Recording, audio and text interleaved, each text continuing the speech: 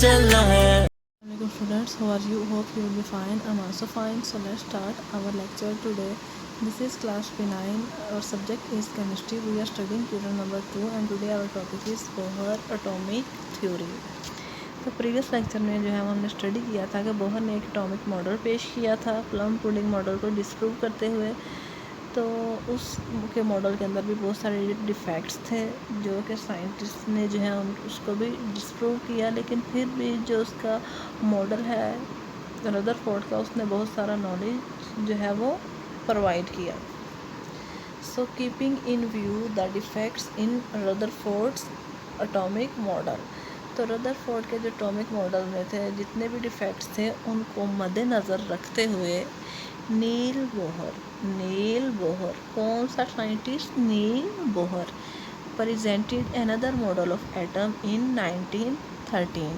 तो 1913 में नील बोहर ने एटम का एक और मॉडल पेश किया और उसकी बेसिस क्या थी, quantum theory of Max Planck. ये उसके एक्सपेरिमेंट की बेसिस है। It was used as foundation of this model. According to Bohr's model, revolving electron in an atom does not emit or absorb energy. Bohr के according कोई भी electron जब अपने shell के अंदर रिवॉल्व कर रहा होता है वो तो ना तो एनर्जी को एब्जॉर्ब कर रहा होता है और ना ही वो खारिज कर रहा होता है। The energy of revolving electron is quantized. वो इलेक्ट्रॉन जो कि रिवॉल्व कर रहा होता है अपने ऑर्बिट में, उसकी एनर्जी क्वांटाइज्ड होती है, यानी कि नापी हुई होती है। As it revolves only in orbits of fixed energy, क्योंकि जो इलेक्ट्रॉन्स हैं वो एक फिक्स्ड एनर्जी के ऑर्बिट के अंदर मूव कर रहा होता है, जिसका हम कहते हैं एनर्जी लेवल्स वाहिम। तो जो नील बोहर ने थ्योरी पेश की उसके अकॉर्डिंग ये था कि जब तक भी एक इलेक्ट्रॉन है वो एक ऑर्बिट में मूव कर रहा होता है तो ना तो उसमें से जो एनर्जी है वो खारिज हो रही होती है और ना ही वो एनर्जी को एब्जॉर्ब कर रहा होता है, क्योंकि वो फिक्स्ड एनर्जी के ऑर्बिट में मूव कर रहा होता है। तो ये हमारे पास एक एग्जांपल है, इसमें हम देख सकते हैं कि जो के शेल है, एल शेल है और एम शेल है। These orbits are called shells. First shell है उसको के शेल कहते हैं, जो सेकंड होता है उसको एल शेल कहते हैं, जो थर्ड होता है उसको एम शेल कहते हैं। The Bohr's atomic model was based upon following postulates, को जो बोहर का एटॉमिक मॉडल है उसके दर पोस्टुलेट्स थे। The hydrogen atom consists of a tiny nucleus, कि जो हाइड्रोजन के एटम है एक छोटे से न्यूक्लियस पे कंसिस्ट करता है। And electrons are revolving in one of the circular orbits, और उसका जो इलेक्ट्रॉन है वो किसी एक सर्कुलर ऑर्बिट में मूव कर रहा होता है जिसका रेडियस आर होता है। Each orbit has a fixed energy, हर एक ऑर्बिट की जो एनर्जी है वो फिक्स होती है, दैट इज़ क्वांटाइज्ड, जो कि नापी हुई होती है, कि वो मापी हुई होती है कि वो कितनी एनर्जी है, वो फिक्स होती है।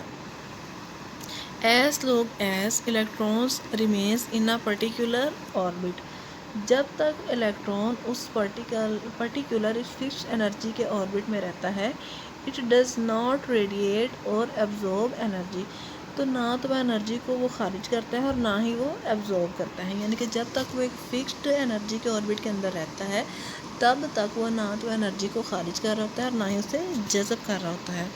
द एनर्जी इज़ एमिटेड और एब्जॉर्ब ओनली व्हेन, एनर्जी सिर्फ और सिर्फ उस वक्त जो है वो खारिज होती है या फिर एब्जॉर्ब होती है जब electron jumps from one orbit to another, जब इलेक्ट्रॉन एक ऑर्बिट से जंप करके दूसरे ऑर्बिट में जाता है, यानी कि जब तक इलेक्ट्रॉन एक ही ऑर्बिट के अंदर मूव करता है ना तो उसमें से एनर्जी एब्जॉर्ब होती है और ना ही रिलीज़ होती है, लेकिन जब वो एक ऑर्बिट से जंप करके दूसरे ऑर्बिट में जाता है तो उस वक्त उसमें से जो एनर्जी है वो एमिट भी होती है या फिर रिलीज़ हो सकती है।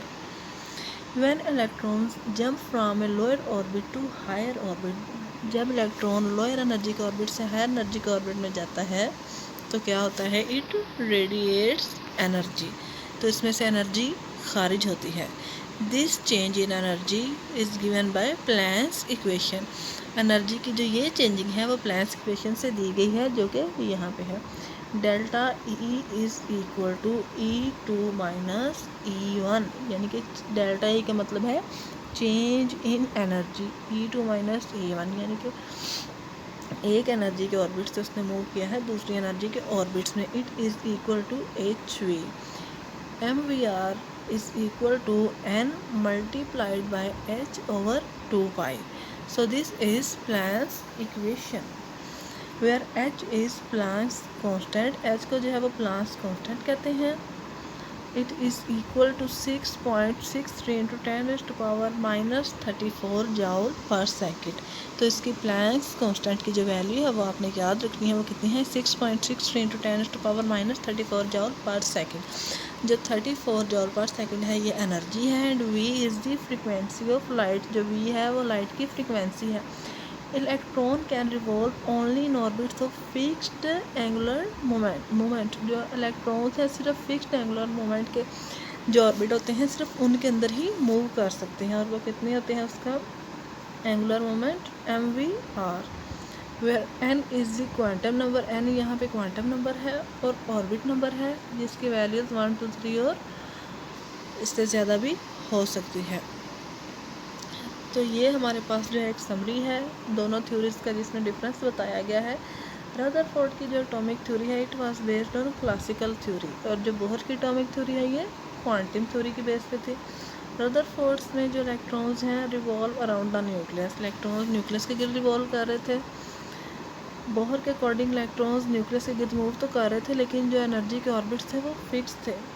रदरफोर्ड के according no idea about orbit was introduce, orbits का कोई भी आइडिया नहीं दिया गया था, लेकिन बोहर के अकॉर्डिंग ऑर्बिट्स में एंगुलर मोमेंटम को एक्सप्लेन किया गया था।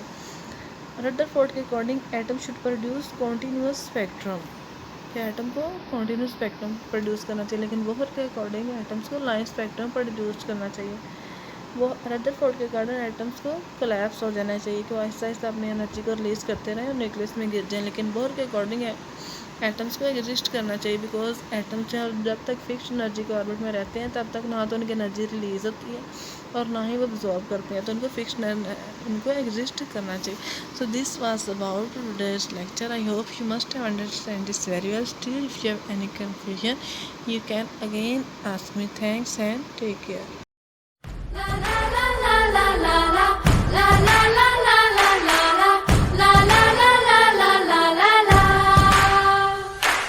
हवा में उड़ना है, पानियों पे चलना है।